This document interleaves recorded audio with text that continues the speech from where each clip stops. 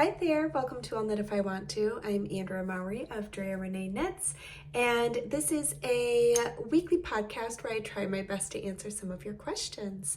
Today I am just staying on my current color theme here. I'm wearing my broom pullover. This is knit up in the Farmer's Daughter Fibers Oh Dang Decay. It is fluffy and warm, but light as a cloud. So super cozy on a pretty cold day. Sadly, all of our snow has melted, and I'm really hoping we get it back because I have some nephews coming to town who live in the south and they do not get snow. So I'm really hoping we get some snow for them while they're here. Anyways, let's go ahead and jump into some questions. I've got my coffee ready. Hope you've got yours ready. Maybe some tea, maybe you're knitting or you're spinning or you're weaving. Because guess who, after like 2 years, finally dressed their loom and got a new project onto it? This girl. I am so excited, and I'm gonna just have to keep it on there and not finish this project until we do the studio tour because it looks so much prettier with a lovely, lovely project on my loom. I was gonna show you today just my project, but it is chaos in this studio. We had mad dash of getting moved in, but we've literally had family staying with us in one form or another pretty much the whole time we've lived here.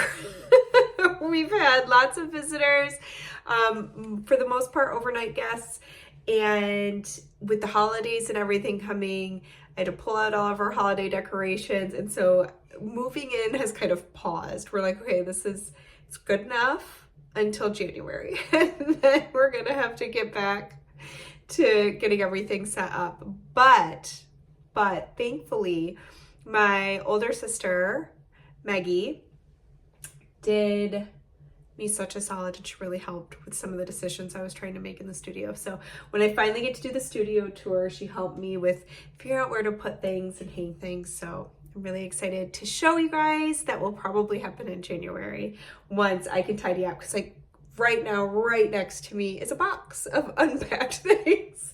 So it's coming, but we gotta get through the holidays first. But yes, I'm so excited to have something on my loom. I almost sold my loom before moving. I just had this moment, you know, when you're gonna move and you're just decide there's just too much. There's too much to move. I've got so many hobbies.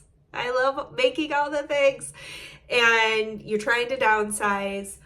And my loom it's a pretty big loom. It's from Harrisville. It is, and I don't know which one it is. I'm very much a novice weaver, which makes it really funny that I have this big ol' honking loom, but like it's the size of an upright piano. So anyways, I was like, should I just not bring it? I've not had any time to weave. Do I just need to like hone my focus, just like enjoy knitting and just keep knitting?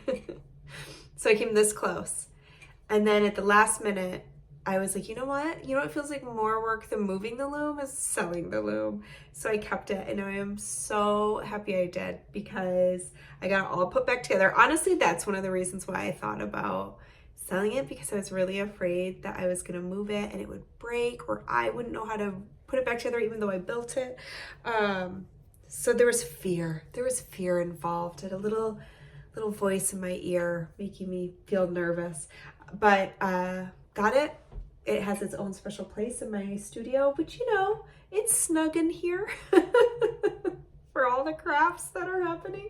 But I'm just so excited. And I actually, now that we're coming up on a new year, it's always fun to think about the next year that's coming and hopes and goals for the new year. And I always just like to reflect on what went really well this year, or what do I feel like, oh, I didn't have enough time for this. I want to prioritize making more time for this, or, just kind of thinking about things like that. Usually when I'm going into the new year, a lot of the thoughts I have revolve around making things.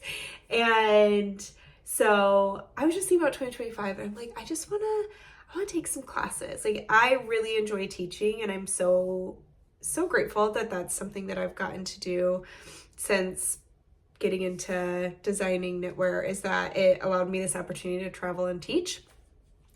But I also really, really like to go take classes because I think it helps keep me in the mindset of what it's like to be a student in a classroom. And I just love to learn new things. I mean, it's so much fun. I love that like burst of excitement when something starts to click and you're like, ooh, like this just opened up this door of possibility, and what can I make now? So anyways, I feel like getting my loom reset up and getting back into it. I mean, it's honestly been almost 2 years since I wove anything, and I only had taken a week-long intensive weaving class at Harrisville. It was amazing. Got my loom, built it, made my in-laws some tea towels, and then it just sat empty for like 2 years. So I was really nervous that I would just have forgotten everything. So if you don't use it, you lose it, especially in the beginning of learning a new thing. But I got out my binder full of things, and thankfully I've got some really great pals that are amazing weavers. Thank you, Rachel and Casey, for fielding all of my questions, because I was just sending like little video notes like, I forgot, what am I doing here? But anyways, long story long, I have already signed up for 2 classes for next year. I'm going to take a spinning class about color, and I'm also going to take a weaving class. And I'm just so excited. So anyways, are you going to take any classes next year? Do you like to do that? Do you like to go take workshops? If you do, what do you like them to be about? Like cooking or crafts, or maybe even taking a course at your local college or anything like that. I would just love to hear about it. I also want to see what else is here. Like, we have a community center that does pottery. And when I was in high school, oh my gosh, ceramics that's what I originally thought I would go to college for. I loved ceramics. So I was actually just talking to Spicy Pete, like, should we go take a class together? So yeah, I think 2025 is going to be a year of learning for me and a year of stashing down. I think I talked about this the other week. I want to blow through some of my stash. I'm like, let's sew up some of this fabric. We got to spin up some yarn. We got to knit some yarn. We got to weave. Like, let's use this up. Anyways, long intro today. And I'm picking up this doesn't have the questions. They're right here. All right, let's jump into some questions, or I'm going to talk all day about all the things I want to learn. All right. You know what though? Also, if you have taken a workshop or a class, it can be a specific one, or it can just be about the topic you took it on. I would love to hear about it. I would love to hear what classes you took that you were like, oh my gosh, this is such a fun thing to go learn. Like, drop that below so we can all check it out and broaden our horizons. Okay, back to knitting. Question number 1 is about pockets. I have a question about adding pockets to my knits. I have added them as afterthought pockets on a few sweaters so far, and I always feel like they wind up a little floppy. I'm not sure if when I'm attaching them to the body, I am not laying it down well enough. I also noticed that it feels too large at the ribbing at the top and then kind of lays open a bit. I've done this on the Winter's Beach cardi and a Chroma sweater, both of which have similar pocket attaching construction. Do you have any suggestions for making it stand up, feel a bit more snug? So one really easy fix is, you were saying that you feel this especially at the ribbing at the top, go down more. Take it down another needle size. So the pattern probably tells you to go down 2 needle sizes from what you knit the body at. Drop it down another one. It might just be that your ribbing's a little loosey-goosey and you need to tighten it up, even just for your own personal preference.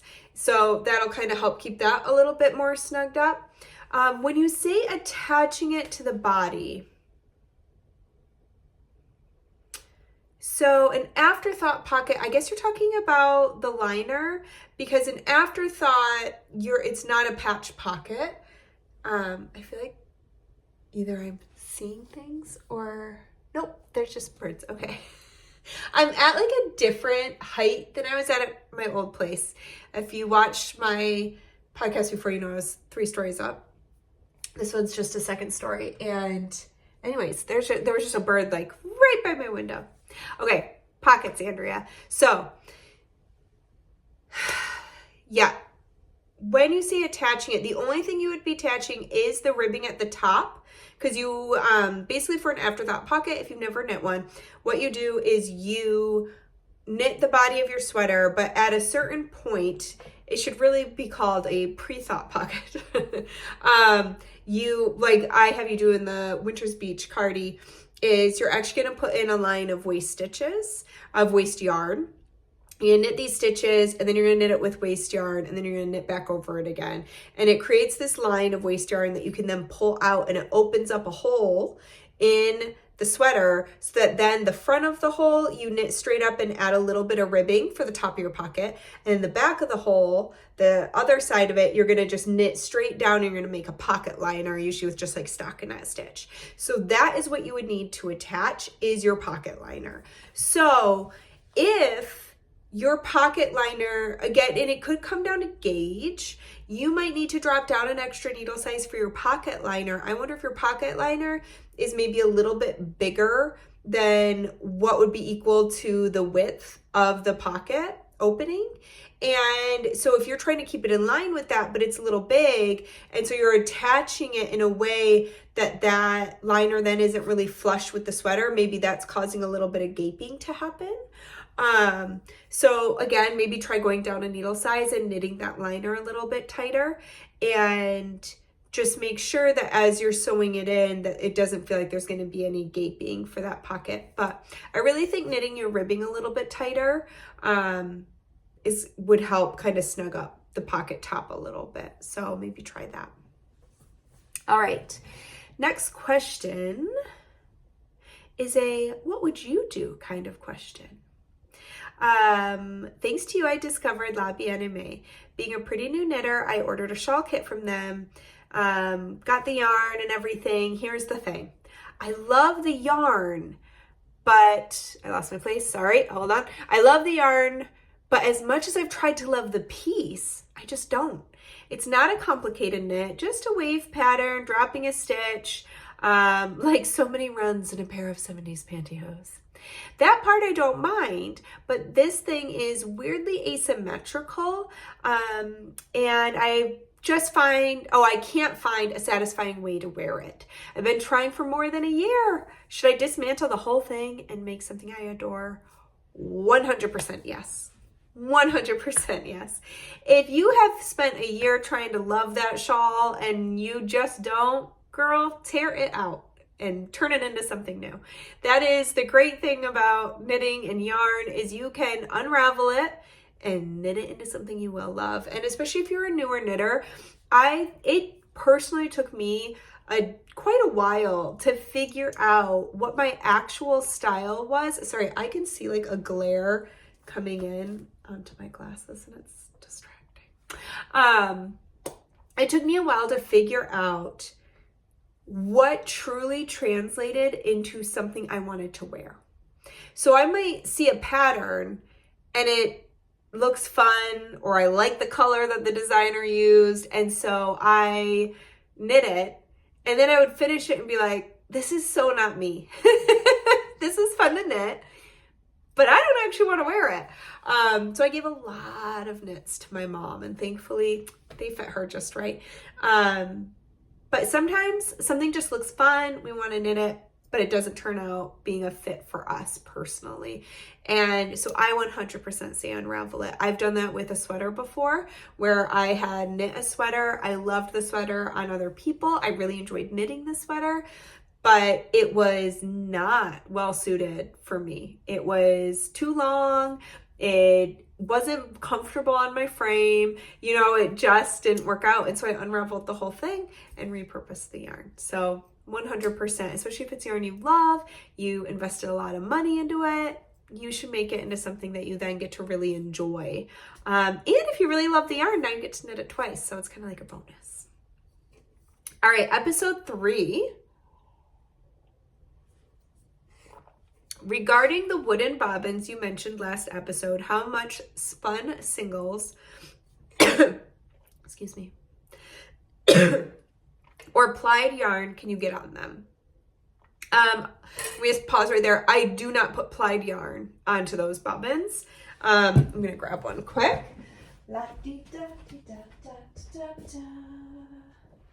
Just listen to my song while I grab some bobbins to show you.